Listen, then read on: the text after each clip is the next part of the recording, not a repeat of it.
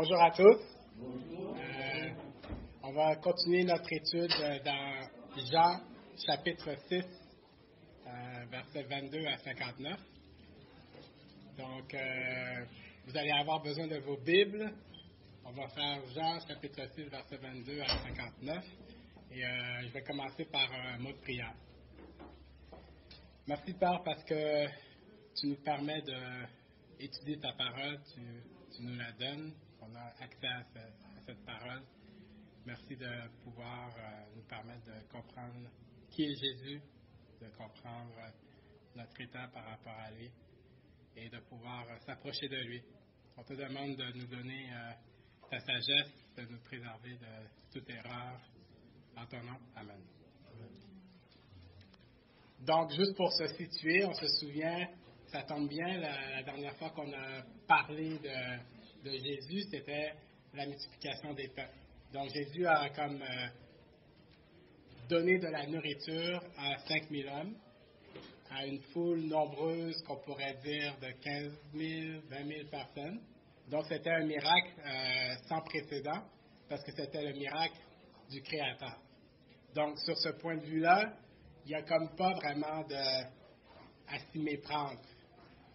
Les gens ont vraiment réellement vu Jésus recevoir une puissance qui lui a permis de créer des pains et des poissons.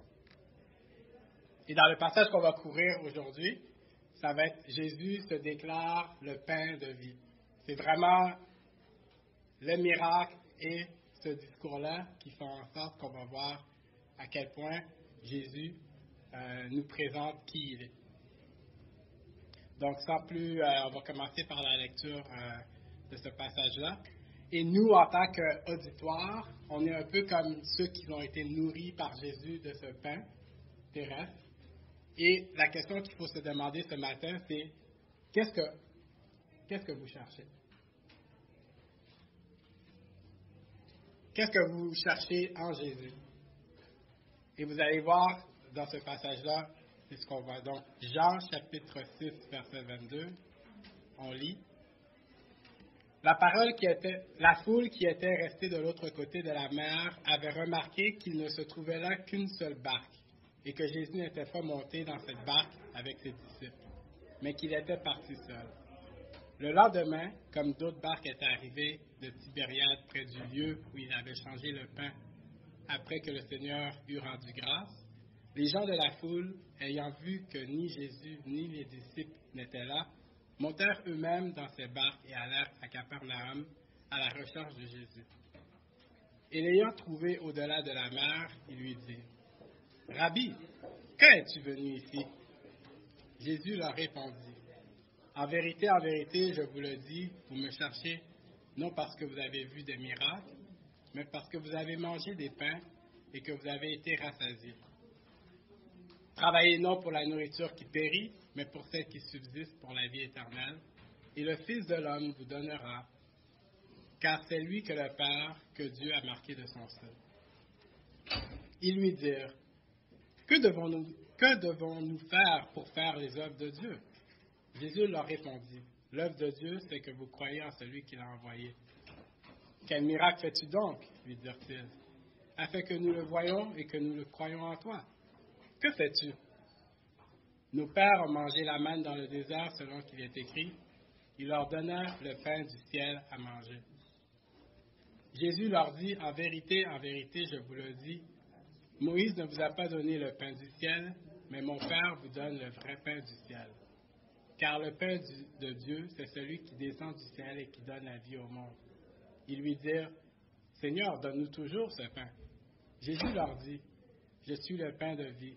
Celui qui vient à moi n'aura jamais faim, et celui qui croit en moi n'aura jamais soif. Mais je vous le dis, vous m'avez vu, et vous ne croyez point. Tous ceux que le Père me donne viendront à moi, et je ne mettrai pas dehors celui qui vient à moi. Car je suis descendu du ciel pour faire non ma volonté, mais la volonté de celui qui m'a envoyé. Or, la volonté de celui qui m'a envoyé, c'est que je ne perde rien de tout ce qu'il m'a donné, mais que je le ressuscite au dernier jour. La volonté de mon Père, c'est que quiconque voit le Fils et croit en lui ait la vie éternelle, et je le ressusciterai au dernier jour. Les Juifs murmuraient à son sujet parce qu'il avait dit, je suis le pain qui est descendu du ciel. Et ils disaient, n'est-ce pas là Jésus, le fils de Joseph, celui dont nous connaissons le père et la mère? Comment donc, dit-il, je suis descendu du ciel? Jésus leur répondit, ne murmurez pas entre vous. Nul ne peut venir à moi si le Père qui m'a envoyé ne l'attire, et je le ressusciterai au dernier jour. Il est écrit dans les prophètes, ils seront tous enseignés de Dieu. Ainsi, quiconque a entendu le Père et a reçu son enseignement vient à moi. C'est que nul n'a vu le Père sinon celui qui vient de Dieu. Celui-là a vu le Père. En vérité, je vous le dis, celui qui croit en moi a la vie éternelle.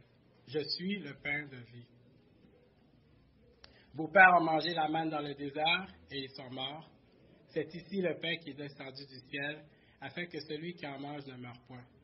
Je suis le pain vivant qui est descendu du ciel. Si quelqu'un mange de ce pain, il vivra éternellement. Et le pain que je donnerai, c'est ma chair, que je donnerai pour la vie du monde. Là-dessus, les Juifs disputaient entre eux, disant, comment peut-il donner sa chair à manger? Jésus leur dit, en vérité, je vous le dis, si vous ne mangez la chair du Fils de l'homme et si vous ne buvez son sang, vous n'avez point la vie en vous-même. Celui qui mange ma chair et qui boit mon sang a la vie éternelle, et je le ressusciterai au dernier jour. Car ma chair est vraiment une nourriture, et mon sang est vraiment un breuvage. Celui qui mange ma chair et qui boit mon sang demeure en moi, et je demeure en lui. Comme le Père qui est vivant m'a envoyé, et que je vis par le Père, ainsi celui qui ne mange vivra par moi. C'est ici le pain qui est descendu du ciel. Il n'en est pas comme de vos pères qui ont mangé la manne et qui sont morts. Celui qui mange ce pain vivra éternellement. Jésus dit ces choses dans la synagogue, enseignant à Capernaum.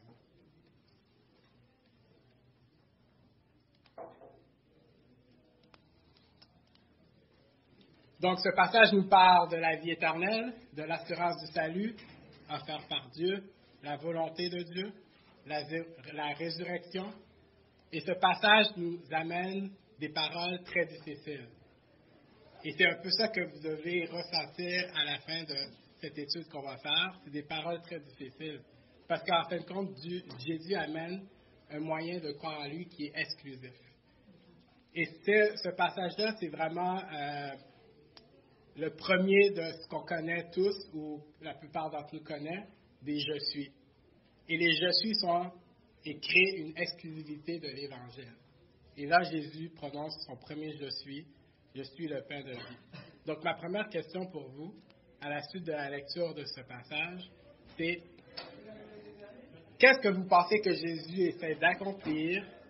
Quel est son objectif dans ce discours qu'il prononce à ces gens? Donc, quel est le but de Jésus de parler du fait qu'il est le pain de vie?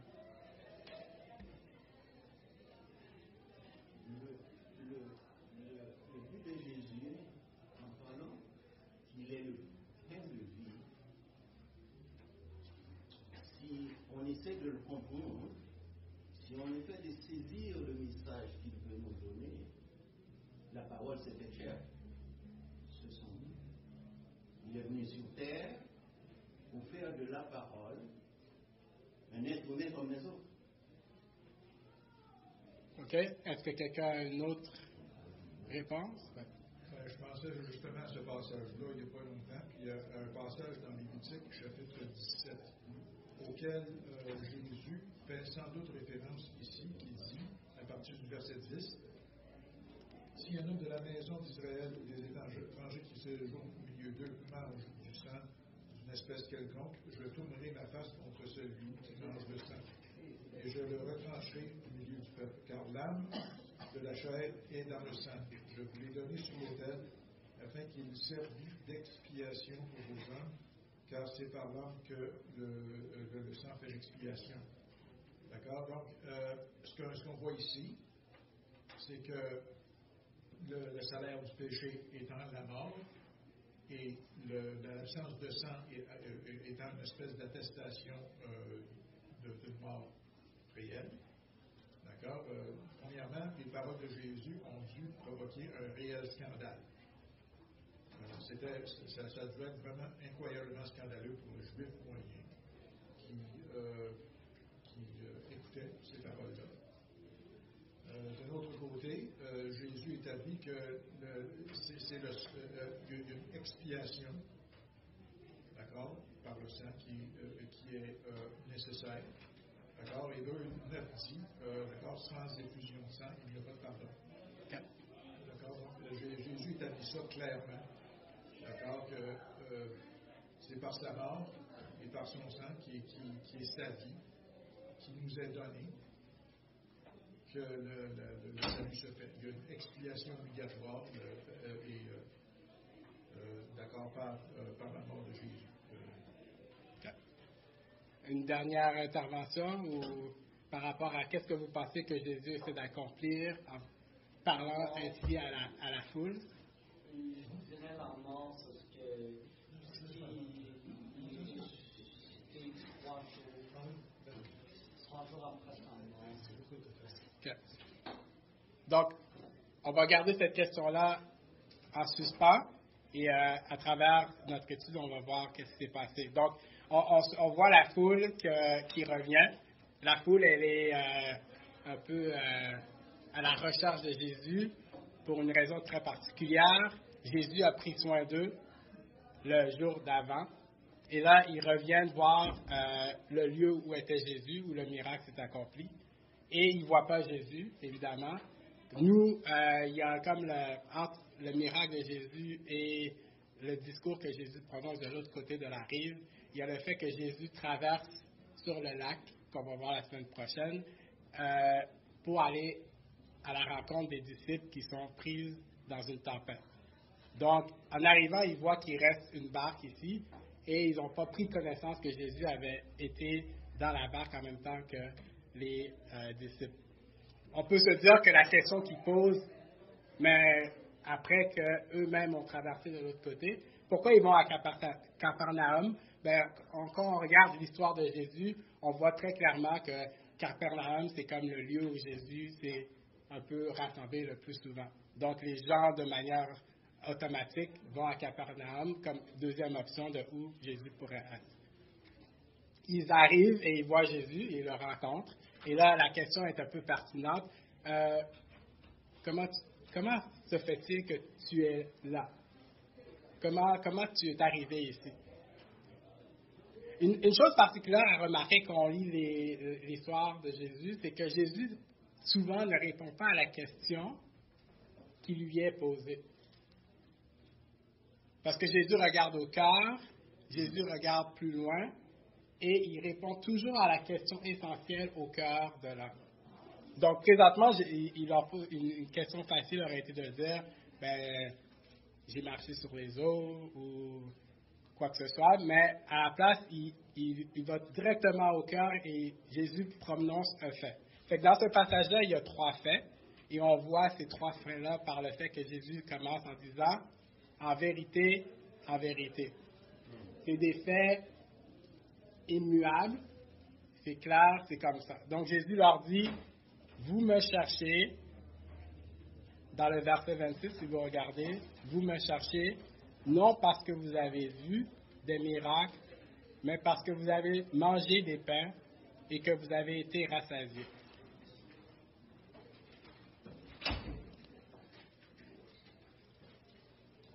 Une question rhétorique comme ça, combien de miracles il faut pour croire en Jésus? 100? 10? 1000?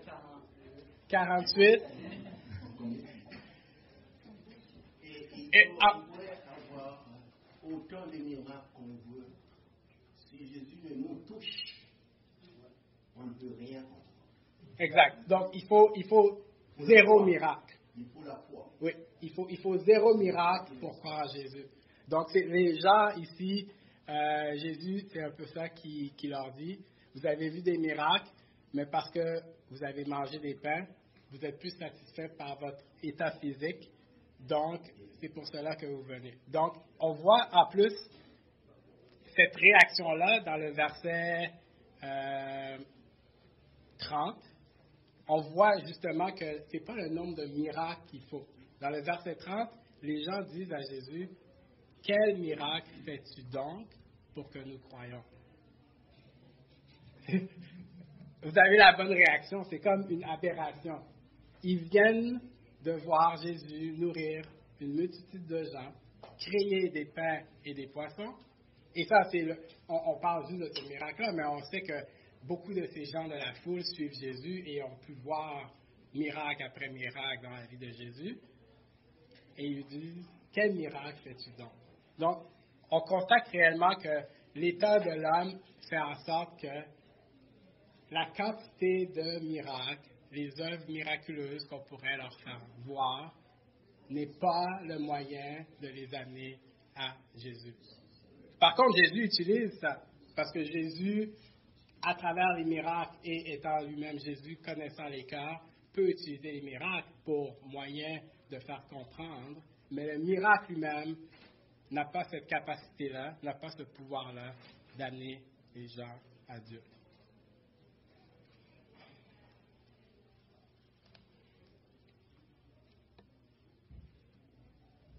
Donc, on continue. Donc, oui.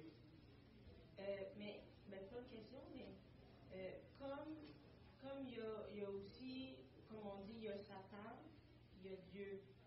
Comme quel miracle as-tu besoin, tu dois créer un miracle pour nous montrer la croyance. Donc, peut-être parce que, comme exemple, moi, j'ai pas eu besoin d'un miracle. C'est sûr que j'ai eu un miracle dans ma vie, mais c'est comme ça l'aide, les miracles, parce qu'il y a peut-être quelqu'un qui essaie de t'emmener vers « il n'existe pas », puis t'en as un autre qui « j'existe ». Mais il ne te tire pas, mais il y en a un peut-être qui te dit « j'existe pas ». Mais je veux dire, il n'existe pas, lui. Là. Fait que tu as besoin d'avoir une preuve. C'est un peu... Peut-être c'est pour ça qu'il pose la question dans la Bible. Oui, c'est très intéressant le principe de preuve pour aider une personne à croire. Mais dans ce passage-là, on voit que c'est encore même pas nécessaire parce que la personne qui sauve, c'est Dieu. Donc, ce que j'ai aimé de ce passage-là, c'est que c'est à la réaction qu'on va voir une prochaine fois, c'est que les gens réalisent que c'est un message difficile. Mais Jésus, il n'est pas en train de descendre le message, il n'est pas en train de le noyer dans l'eau, parce que ce qui est démontré dans ce que Jésus dit, c'est que Dieu fait l'œuvre et n'importe quel message, n'importe quel événement qui arrive, si Dieu agit, la personne va être sauvée. Donc, il n'est pas là pour sauver le corps, il est là pour sauver l'âme. Ouais. Tout simplement, ça dit que quasiment, vu que c'est la foi, c'est vraiment ton corps et tout comme et vu qu'on parle de ça, on peut tout de suite regarder alors dans les versets ici, c'est mentionner l'œuvre de Dieu. Donc, dans le verset 29, Jésus... Ça a un peu le sens que ça confirme qu'il était Dieu, qu'il était Jésus, par les miracles. Oui, évidemment, pour nous qui sommes de ce côté de cette histoire-là, qui a déjà reçu un Saint-Esprit, il y a une certaine assurance dans le principe. Et oui, pour les Juifs, la réalisation des prophéties pour attester que c'était bel et bien le Messie.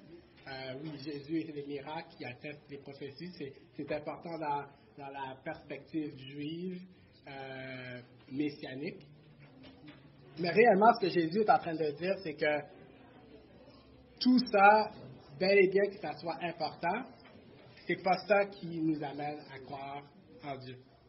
Donc, vu qu'on parle de ça, on peut regarder l'œuvre de Dieu. Donc, dans le verset 29 du chapitre 6, Jésus va dire, l'œuvre de Dieu, c'est que vous croyez en celui qui l'a envoyé. Ça, c'est la première fois qu'il dit ça.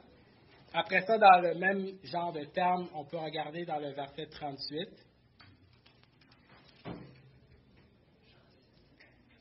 Car je suis descendu du ciel pour faire non ma volonté, mais la volonté de celui qui m'a envoyé. Or, la volonté de celui qui m'a envoyé, c'est que je ne perde rien de tout ce qu'il m'a donné, mais que je le ressuscite au dernier jour. On continue au verset 40, et encore il prononce, la volonté de mon Père, c'est que quiconque voit le Fils et croit en lui ait la vie éternelle, et je le ressusciterai au dernier jour. Donc, c'est ça la volonté de Dieu. Donc, depuis le début, on dit que Jean a été écrit afin de nous présenter c'est quoi la vie éternelle. Et encore là, ce passage-là est clair. Donc, la volonté de Dieu pour chacune de nos vies, c'est quoi? C'est qu'on ait la vie éternelle. Et comment il nous donne cette vie éternelle-là? C'est en nous donnant son Fils Jésus. Donc, on va essayer de voir comment ça se fait que les miracles, tout ça, ne sont pas très importants dans le fait de croire et comment, justement, l'intervention de Dieu est primordiale à la vie éternelle. Donc, avec tout ce qu'on sait juste à propos de Jésus, pourquoi l'intervention de Dieu est primordiale pour obtenir la vie éternelle? Comment ça se fait que l'intervention de Dieu est la plus importante pour que l'homme croie en Jésus? Alors, si on lit par exemple 1 Corinthiens, dans le premier chapitre, Paul établit clairement que, en ce qui concerne les choses spirituelles, l'intelligence humaine est complètement détruite. D'accord? Exact. L'homme animal ne peut pas comprendre les choses de Dieu. Donc, ça prend vraiment une régénération. C'est ça. Donc, l'homme naturel n'est pas attiré par Dieu. Vous avez peut-être entendu parler, moi je cherchais Dieu, ou il y a des gens qui disent, on va venir auprès des gens parce que les gens ont besoin de Jésus, ils ont une attirance vers Jésus. C'est complètement faux. L'homme, nous, moi, avait aucun désir vers Dieu. Donc, il faut ce miracle-là que Dieu agit dans nos cœurs pour venir à lui. Okay? On va retourner au verset 27. Donc Jésus leur dit, travaillez non pour la nourriture qui périt, mais pour celle qui subsiste pour la vie éternelle, qui est le Fils de l'homme, vous donnera, car celui que le Père a marqué de son sceau. Et là, que devons-nous faire pour obtenir les œuvres de Dieu? Et là, tout de suite, eux, ils présentent une autre question à Jésus, en lien avec quel miracle fais-tu? Il leur dit, nos pères ont mangé la manne dans le désert. Donc, qu'est-ce qu'ils essaient de dire par là? Ils essaient de dire, OK, tu nous as nourris une seule fois. Mais nos pères, nous, ils ont mangé comme à tous les jours. Le pain que Jésus leur a donné, c'était à tous les jours. Toi, tu nous as nourris une seule fois. Est-ce que tu te présentes comme plus grand que le prophète qui est mentionné, Moïse? Est-ce que vous voyez un peu, là? Là, ils sont en train de tenter Jésus, là. On veut croire, mais là, il va falloir que tu fasses comme Moïse. C'est ça, beaucoup plus, toujours plus. Fait que des fois, nous-mêmes, quand on vient vers Jésus, il faut se demander, est-ce que je suis venu à Jésus pour qu'est-ce qu'il peut faire encore plus pour moi? Et toujours plus. C'est le niveau de la chair qui nous porte à demander encore plus. Parce que si nous concevons que Jésus est venu pour nous racheter par son sang, et toutes les démonstrations que Jésus faisait, il voulait nous apprendre à vivre quand il est parti, de savoir qu'il est là tous les jours jusqu'à la fin du monde. Ouais. Et tout le message qu'il a donné, c'est d'ancrer dans nos têtes qu'il est avec nous. Mais cependant, la chair et le sang prennent les dessus parce qu'on a choisi de connaître le bien et le mal. Ouais. Notre grand problème, c'est notre limite à notre choix à l'origine. Donc Jésus-Christ est venu pour instaurer la foi, pour faire que moi et vous et nous tous qui sommes là, il est là. Et encore plus avec, qu'est-ce que vous avez en votre face? Qu'est-ce que vous avez en votre face? C'est le summum de la technologie. Le summum de la technologie, c'est quoi? Le temps de la vérité. Ouais. Donc, Et dans n'importe quel coin de la planète, on voit les yeux. Et quand Jésus a dit, il vous a été dit, moi j'ai dit, il nous dit à nous, les yeux miroirs du cœur. Les yeux miroirs du cœur, c'est quoi? C'est Jérémie 17, 9 et 10. Merci beaucoup. donc c'est ça. Donc, l'œuvre de Dieu. Et là, donc, Jésus est présenté comme qu'est-ce que tu fais mieux que Moïse?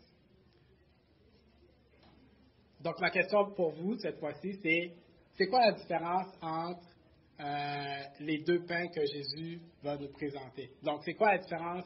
Qu'est-ce que la manne? Qu'est-ce que c'était l'objectif de la manne? Premièrement, c'est quoi l'objectif, vous pensez? Pourquoi Dieu a amené la manne? Je voudrais 2 autres personnes différentes, si possible. Qu'est-ce que vous pensez, c'est quoi l'objectif de la manne?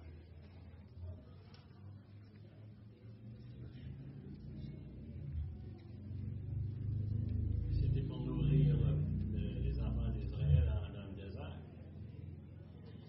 Ils avaient besoin de nourriture. Ouais. Ouais.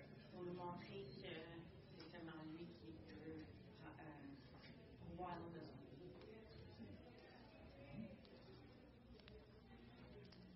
Donc, pour comprendre qu'est-ce que Jésus dit, il faut comprendre qu'est-ce qui s'est passé dans le désert, n'est-ce pas? Donc, les Juifs, Dieu a pris soin d'eux dans le désert en faisant pleuvoir du ciel la manne. Donc, dans Exode 16, 4, l'Éternel dit à Moïse, « Voici, je ferai pleuvoir pour vous du pain du haut des cieux. Le peuple sortira et en ramassera jour par jour la quantité nécessaire. » Donc, je ne termine pas le verset pour une raison spécifique.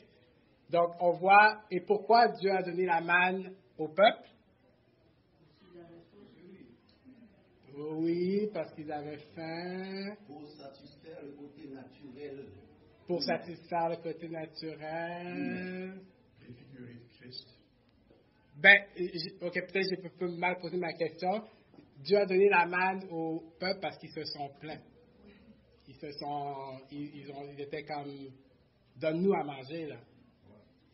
Donc, vous pouvez voir un parallèle avec ce qui s'est passé avec les Israélites et qu'est-ce qui se passe avec Jésus. Donc, dans les deux cas, les gens viennent parce qu'ils se plaignent de pourquoi là on a faim. Donc, la manne ressemble, au verset 31, on nous décrit la manne, elle ressemblait à de la graine, Exode 16, verset 31, je veux dire. Elle ressemblait à de la graine de coriandre, elle était blanche, elle avait le goût du gâteau de miel. Et le peuple se dispersait pour la ramasser. Dans Nombre 11:8, on voit le peuple se disperse pour la ramasser. Ils doivent la broyer avec des meules. Et il la pilait avec des mortiers, il la cuisait au pot, il en faisait des gâteaux, et ces gâteaux avaient le goût de gâteau à l'huile. Donc, on peut imaginer que c'était très délicieux. Un pain offert par Dieu est nécessairement délicieux. Donc pour finir le verset 16, Exode 16, verset 4, Jésus dit, « Je leur donne tout ça afin que je les mette à l'épreuve et que je vois s'il marchera ou non selon ma loi. » Donc, l'objectif de la manne, oui, étant de nourrir les gens, mais principalement de voir si les gens auraient suivi Dieu. Si les gens auraient mis leur confiance en Dieu, qu'il est capable de les guider jusqu'à la terre promise. Oui. Il y a une grosse différence entre la manne et le pain. Par exemple, ceux qui ont mangé la manne dans le désert sont morts. Oui. Parce que le pain descendu du ciel, l'Esprit de Dieu, donne la vie éternelle. Oui. C'est ça la grosse différence entre le pain et le pain descendu du ciel, c'est la manne. Oui. C'est une des différences, exact. Donc, la manne était temporaire pour un temps, la manne ne donnait pas la vie éternelle. Exact. Par contre, la manne et le pain qui est Jésus qui descend du ciel ont cette même réalité-là. L'objectif, c'est qu'on vienne à faire confiance à Dieu, de dépendre de Dieu qui va nous amener à la terre promise. Donc, c'est ça le contexte que Jésus essaie de montrer dans la réalité de ces personnes-là, de cette foule-là. Il leur dit, je suis ce pain-là qui est descendu du ciel, afin que vous vous tourniez encore à nouveau vers Dieu pour dépendre de lui. Parce que la loi de Moïse, c'est la loi pour le corps, dans le fond, pour montrer qu'on était. Puis la manne que Dieu donnait, c'est pour montrer que quand tu vis pour le corps, c'est moi qui te fais vivre. Puis quand que Jésus vient, dans le fond, il est la nourriture spirituelle pour nous sauver. Puis, si tu veux, à chaque jour, eux, ils allaient chercher et récolter leur propre manger par Dieu. Puis aujourd'hui, si on va chercher notre propre nourriture dans la Bible, on nourrit notre esprit à chaque jour. Exact. Et je pense que la différence entre la manne et le pain de vie aussi, c'est Jésus qui est le pain de vie. Il veut nous faire voir la différence entre le pain qu'on a besoin, nous autres humains, pour vivre, et ce pain qui vient du ciel. On n'a pas besoin de ce pain. Si bien que lorsque les disciples lui disaient, mais as-tu mangé? Qu'est-ce qu'il avait répondu? Je me suis nourri d'une nourriture qui n'est pas sous peine de péché. Oui, qui est la volonté de mon Père. On est pécheur, on est chose, on a besoin. Et c'est par là, le prince de ce monde, lui, il joue avec nous. Ouais. Donc, c'est ça le contexte. Vous comprenez réellement l'état où le peuple était. Donc, ce passage est vraiment à propos de la vie éternelle. À plusieurs fois, c'est mentionné. Donc, dans le verset 27, celle qui subsiste pour la vie éternelle. Donc, Jésus veut vraiment que vous savez que vous avez la vie éternelle. Il veut que vous avez cette assurance-là. Verset 33, donne la vie. Verset 35, le pain de vie. Donc, c'est vraiment le pain de vie pour la vie éternelle. On voit encore au verset 40, en lui est la vie éternelle. Et souvent, la vie éternelle est jumelée avec je le ressusciterai au dernier jour.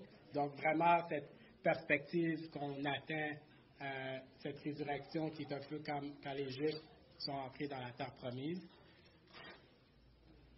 Au verset 47, nul ne peut venir celui qui croit en moi à la vie éternelle.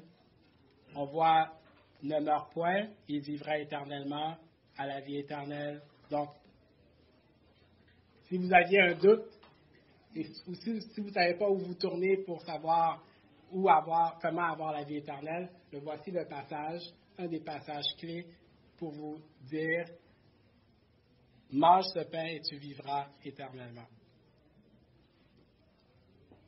Là, si on se concentre au verset 47 à 59, une autre emphase qui est faite, c'est le fait de manger. Donc, encore là, si vous lisez dans les versets 47 à 59, le verbe manger est très présent. Donc, les pères ont mangé, celui qui en mange, quelqu'un mange. Ne mangez pas, il y a boire qui est comme jumelé avec ça. Mange, celui qui mange, et ainsi de suite. Donc, c'est clair que là, Jésus veut nous aborder sur l'aspect de manger. Avez-vous jamais ressenti une faim, une telle faim que il vous faut absolument manger ou il vous faut absolument boire? Est-ce que ça vous est jamais arrivé? Donc, dans ces milieux-là, c'était un peu plus facile pour eux parce que pour nous, le pain, donc je ne sais pas s'il y a du monde qui a mangé du pain ce matin. Peut-être que ce n'est pas nécessairement la coutume dans vos déjeuners, mais dans ce temps-là, c'était comme l'aliment de base. Fait que le pain était là constamment. Et dans ce temps-là, tout ce qui était subsistance et comment obtenir sa nourriture était beaucoup plus critique que de nos jours. Ma fille, dernièrement, il y a 2 jours, m'a dit « Ah, on n'avait pas de gaufres à la maison. » Elle m'a dit « Ah, on peut juste aller ce matin au magasin en acheter. » Et c'est cette réalité-là qu'on a perdue, d'avoir à subvenir pour nos besoins pour cette nourriture-là. Mais est-ce que ça vous est jamais arrivé que là, vous aviez vraiment faim? Et la seule chose que vous voudriez faire à ce moment-là, ou la seule chose qui se passait dans votre esprit, c'était de manger. Dans ce temps-là, il y avait beaucoup plus de famine. Fait que les gens, cette réalité-là de vouloir s'assouvir et de savoir que quand j'ai vraiment faim, je veux manger. Donc, la réalité de ce que Jésus est en train de nous dire, c'est, est-ce que vous me désirez à un tel point, spirituellement, que vous pensez juste à ça? Votre soif, votre faim spirituelle va vous pousser à vouloir venir et me manger le pain du ciel. Donc, on sait, de manière générale, Jésus n'est pas en train de dire physiquement, on le mentionne, mais c'est un peu évident, Jésus n'est pas en train de dire, venez me manger physiquement. C'est une image qu'il nous fait. De cette dépendance-là, de cette soif qu'on doit venir à lui pour qu'il puisse nous remplir spirituellement de cette faim que nous avons. On voit qu'à travers ça, Jésus s'offre complètement à nous. Il ne nous donne pas une partie de lui-même, il nous donne complètement à nous. Et cette offre-là, elle est faite à chacun de nous. Donc, individuellement, on doit décider, est-ce qu'on va venir à Jésus? Parce qu'on voit que la manière de croire et d'avoir la vie éternelle, c'est seulement si on vient à Jésus. Donc, au verset 44, on lit, Jésus dit, « Nul ne peut venir à moi si le Père qui m'a envoyé ne l'attire. Je le ressusciterai au dernier jour. » Donc, c'est là encore, on voit l'intervention de Dieu. Cette faim qui doit se produire en nous, ce désir ardent de vouloir venir à Jésus, doit absolument se faire par l'intervention de Dieu. Et c'est une beauté, cette réalité-là, parce que ça nous donne notre assurance. C'est notre sceau. C'est la réalité que Jésus dit, l'intervention de Dieu ne peut être changée. Si vous avez ressenti cette faim en vous de venir à Jésus et que vous êtes venu manger et que vous avez été satisfait, parce que la nourriture que Jésus donne satisfait tout, votre assurance, c'est qu'au dernier jour, vous allez être ressuscité. L'intervention a été faite par Dieu et il n'y a aucun doute là-dessus.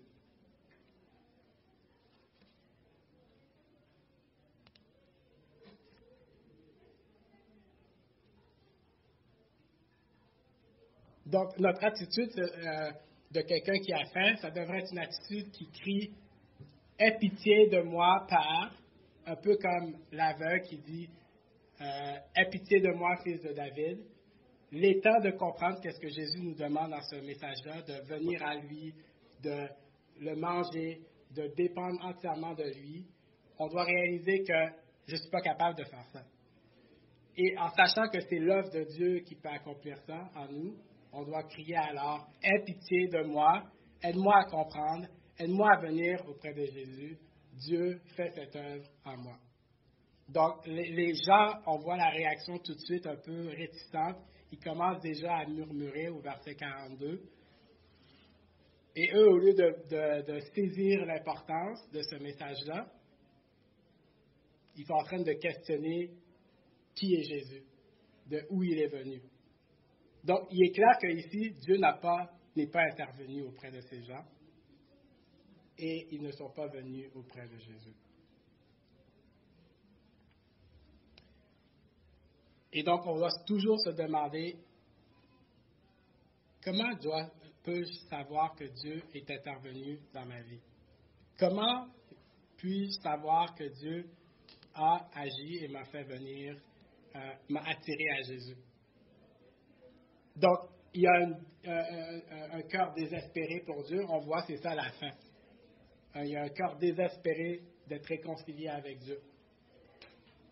Et on doit venir à Jésus. Pas parce qu'il peut nous donner des choses. Pas parce qu'il peut nous rendre notre vie meilleure. Il nous complète. Intérieurement. C'est notre intérieur fort, notre désir le plus fort que Jésus vient combler. Après ça, on doit dépendre entièrement de lui pour tous nos besoins. Qu'est-ce qui arriverait si Jésus vient et vous dit, comme l'homme jeune riche, vends tout ce que tu as et donne-le aux pauvres? Est-ce qu'on est prêt à accomplir cette œuvre en sachant que Dieu va quand même prendre soin de nous? Est-ce qu'aujourd'hui, nous, dans cette nation riche, si Dieu nous disait, vends tout ce que tu as pour le suivre, est-ce qu'on serait prêt à dépendre de lui qui prendrait soin de notre état? Parce que réellement, ce qui est plus important, ce n'est pas les biens matériels, mais c'est notre état spirituel. Et c'est cet état-là qui montre qu'on a une confiance entière en Jésus. Je vous invite à vraiment étudier ce passage du jeune homme riche, parce que récemment, en l'étudiant, j'ai réalisé qu'on est une nation riche. Donc, on doit se demander, est-ce qu'on a vraiment la foi qui sauve? Parce qu'il est plus difficile, il est plus facile à un chameau d'entrer par une aiguille, par le trou d'une aiguille, qu'à un riche d'obtenir la vie éternelle. Donc, cette dépendance-là, Dieu l'a vraiment demandé au jeune homme riche de tout vendre. Les gens essaient de tenter ça un peu, de dire, c'était pas nécessairement tout, mais c'était tout. Donc, comment on sait que Dieu nous a attirés à lui? C'est ça, on a une entière dépendance auprès de lui, on est prêt à mettre tout de côté pour lui, et on a cette confiance que seul lui nous permet d'obtenir la vie éternelle. Donc, avec le temps qu'on a, prenez 2 minutes pour penser à qu'est-ce que vous pouvez retirer de ce passage-là. Donc, qu'est-ce que vous avez appris ou qu'est-ce qui vous a été rappelé à travers cette étude qu'on a faite ce matin? Et comment ce passage peut s'appliquer dans votre vie présente? Donc, on peut prendre 2 minutes pour ça. Je n'ai pas besoin de réponse. C'est vraiment vous, personnellement, avec Dieu. Qu'est-ce que j'ai appris? Qu'est-ce que je me suis souvenu? Et comment je peux appliquer ça dans ma vie aujourd'hui? Pour ma part, un des aspects qui est souvenu, c'est que, OK, mais je ne vis pas ça tous les jours, là. La manière que Jésus parle, il y a cette dépendance-là qui me demande, je ne le vis pas tous les jours, comment ça se fait? Bien, en tant que chrétien, notre décision de venir à Jésus ne doit pas s'être faite une seule fois dans le passé, dans notre vie. On doit constamment venir à Jésus pour expérimenter la vérité qui a déjà été faite. Le problème, c'est qu'on ne l'expérimente pas à tous les jours, mais peut-être c'est parce qu'on ne vient pas à tous les jours à Jésus pour dépendre de nos besoins. Et c'est ça que je dois appliquer dans ma vie. Venir à Jésus. Et comment on fait ça en terminant? Une des manières, c'est de savoir, on se rappelle, l'homme ne vivra pas de pain seulement, mais de toute parole qui sort de la bouche de Dieu. Prions. Père, je te remercie parce que sans toi, on ne peut rien faire. Merci d'être ce pain du ciel qui oui, satisfait tous nos besoins, nos plus profonds désirs intérieurs. Merci de nous avoir sauvés, de nous permettre de goûter la présence de ton Père. Merci pour cette assurance qu'on a que lorsque tu nous as sauvés, on est gardés jusqu'à ton retour. En ton nom, Amen.